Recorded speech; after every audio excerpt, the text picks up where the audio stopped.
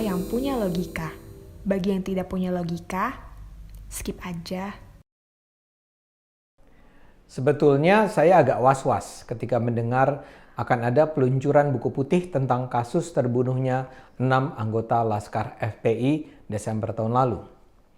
Yang hadir sebagai pembicara dalam peluncuran itu adalah Amin Rais, Abdullah Heha Mahua, Marwan Batubara, kolega saya di UI Husnul Mariah, dan beberapa orang lainnya. Saya khawatir karena selama ini saya percaya pada penjelasan polisi. Sehingga ketika saya dengar bahwa Amin dan kawan-kawan akan meluncurkan buku putih tersebut, dalam hati saya bertanya, apakah mereka memang punya bukti untuk membantah penjelasan polisi?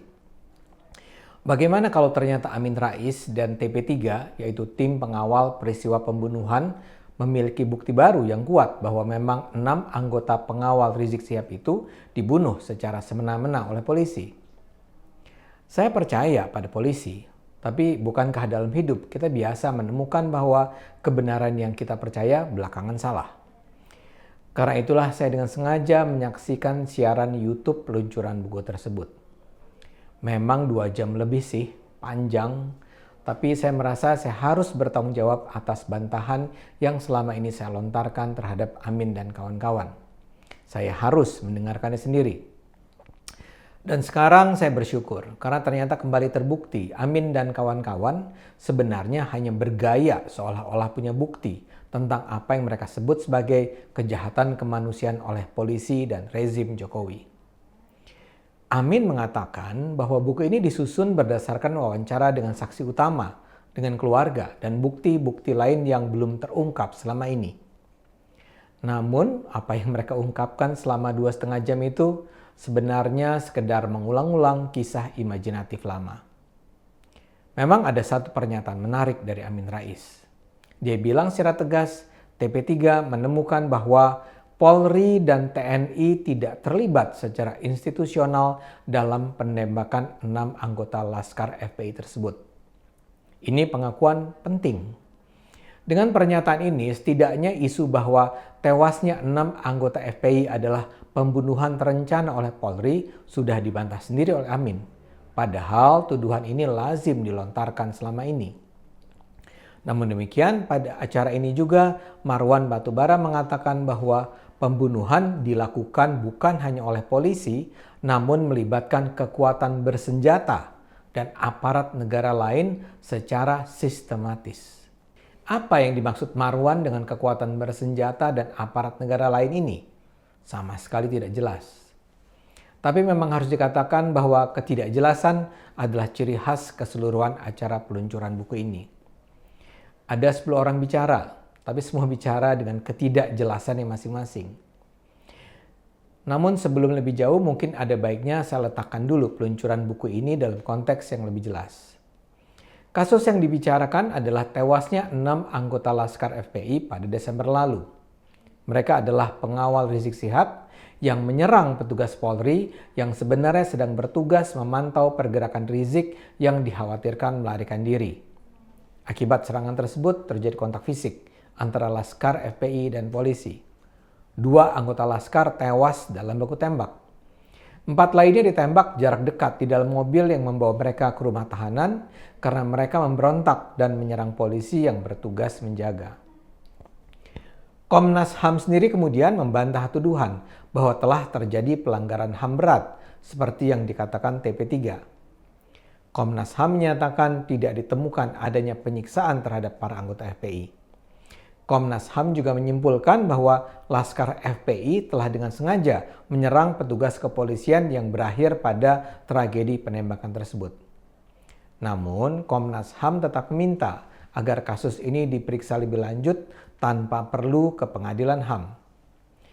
Karena itulah kini 2 polisi yang menembak di dalam mobil itu dijadikan tersangka karena dituduh melakukan apa yang disebut sebagai unlawful killing. Jadi ada pertanyaan, apakah petugas polisi itu benar-benar harus melepaskan tembakan atau sebenarnya ada pilihan lain? Pengadilanlah yang nanti akan menentukan. Penjelasan polisi dan Komnas HAM ini yang di-challenge oleh TP3. Mereka mengabaikan temuan Komnas HAM dan berencana mengadu ke Dewan HAM PBB. Mereka menyatakan mereka punya bukti bahwa telah terjadi kejahatan kemanusiaan yang berat. Yang mereka inginkan adalah pengadilan HAM dengan ancaman terberat hukuman mati. Mereka bahkan sudah menghadap Presiden Jokowi. Dan buku putih ini pada dasarnya adalah respons terhadap permintaan Jokowi agar mereka mengumpulkan bukti-bukti yang kuat yang melandasi tuduhan tentang adanya kejahatan kemanusiaan ini. Karena itu, seperti yang saya katakan di awal, ketika saya mendengar mereka akan meluncurkan buku putih, saya pikir mereka akan menyajikan bukti yang diminta. Alhamdulillah, bukti-bukti itu nihil. Oke lah, saya harus mengakui bahwa saya belum membaca buku putih itu. Yang saya ikuti hanyalah peluncuran buku putih. Tapi bukankah seharusnya kalau mereka memang punya bukti bahwa 6 anggota FPI itu dibunuh secara kejam, mereka seharusnya ungkapkan bukti itu dalam acara peluncuran buku ini? Biasanya ya, dalam acara peluncuran buku, para pembicara, apalagi para penulis buku, akan menunjukkan bagian-bagian esensial dari buku putih tersebut yang selama ini dianggap penting untuk diketahui publik. Itu yang tidak terjadi dalam peluncuran buku putih kali ini. Baik penulis dan pembahas berbicara kemana-mana, mengungkapkan slogan bombastis, tanpa sedikit pun secara serius menyinggung bukti yang diharapkan. Ya semua sih memuji-muji buku ini, tapi ya sekedar puji-pujian dan lantas bicara ngalor ngidul. Saya kasih contoh Abdullah Hehamahua, salah seorang anggota TP3. Dia bilang dalam rangka mencari fakta dia bertemu dengan keluarga salah seorang anggota Laskar FPI yang diduga menembak polisi. Abdullah mengatakan bahwa kondisi keluarganya miskin sekali, hidup di rumah petak sempit. Si anggota FPI itu cuma memperoleh honor Rp250.000 per bulan. Abdullah kemudian menyimpulkan bahwa karena orang itu miskin, dia tidak mungkin punya pistol. Lalu siapakah yang mungkin memberinya pistol?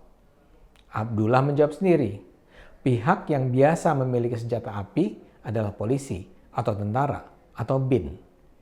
Karena itu, mungkin sekali pistol tersebut diperolehnya dari ketiga lembaga itu.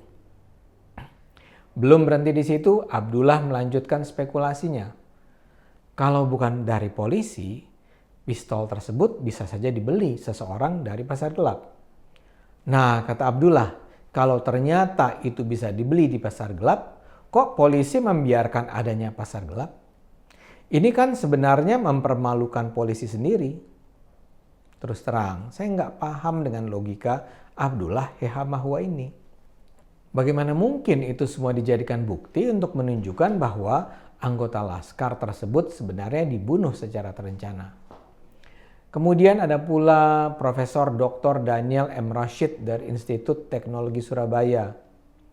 Dia bilang apa yang ditulis dalam buku putih itu pasti kebenaran. Seorang penulis tidak mungkin menyajikan kebohongan, kata Daniel. Karena itu artinya melestarikan kebohongan. Menurut Daniel, seorang pembohong mungkin akan menyebarkan kebohongannya kemana-mana secara lisan, tapi dia tidak akan menuliskannya dalam buku. Terus terang, saya tidak paham dengan logika berpikir seperti itu. Tapi alhamdulillah, cara berpikir itulah yang nampaknya mewarnai peluncuran buku ini. Saya duga isi buku putih itu ya juga tidak akan beranjak jauh dari kemiskinan logika dan bukti seperti itu. Semula saya khawatir. Tapi sekarang saya semakin merasa yakin bahwa polisi dan pemerintah berada di jalur yang benar. Mari terus gunakan akal sehat, karena hanya kalau kita menggunakan akal sehat, negara ini akan selamat.